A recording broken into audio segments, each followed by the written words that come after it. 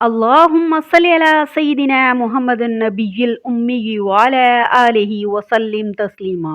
بسم اللہ الرحمن الرحیم۔ شروع اللہ کے نام سے جو بڑا مہربان نہایت رحم والا ہے۔ حضرت ابو ہریرہ رضی اللہ عنہ کہتے ہیں کہ میں نے اس منبر رسول صلی اللہ علیہ وآلہ وسلم پر حضرت ابو بکر صدیق رضی اللہ عنہ کو یہ کہتے ہوئے سنا ہے کہ آج ہی کے دن گزشتہ سال میں نے نبی صلی اللہ علیہ وآلہ وسلم کو یہ فرماتے ہوئے سنا تھا، اور یہ کہہ کر آپ رو پڑے اور آپ کی آنکھوں سے آنسو جاری ہو گئے۔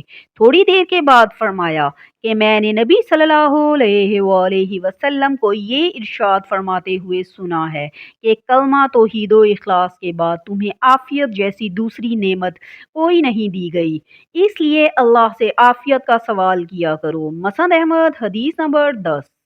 حضرت انس رضی اللہ عنہ سے مروی ہے کہ ایک مرتبہ سیدنا ابو بکر صدیق رضی اللہ عنہ نے شب ہجرت کی یاد تازہ کرتے ہوئے فرمایا کہ جس وقت ہم لوگ غار سور میں تھے، میں نے نبی صلی اللہ علیہ وآلہ وسلم سے عرض کیا کہ اگر ان میں سے کسی نے اپنے پاؤں کی طرف دیکھ لیا تو نیچے سے ہم نظر آ جائیں گے۔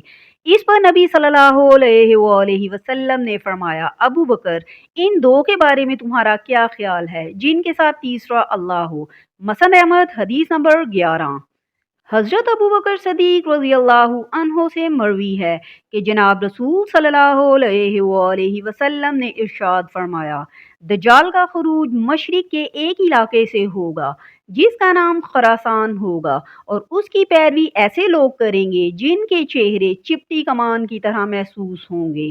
مسند احمد حدیث نمبر 12۔ اللہ پاک ہمیں ان پیاری احادیث پر عمل کرنے کی توفیق عطا فرمائے۔ اگر آپ حدیث سننا پسند کرتے ہیں تو چینل کو سبسکرائب کر لیں۔ جزاک اللہ، شکریہ۔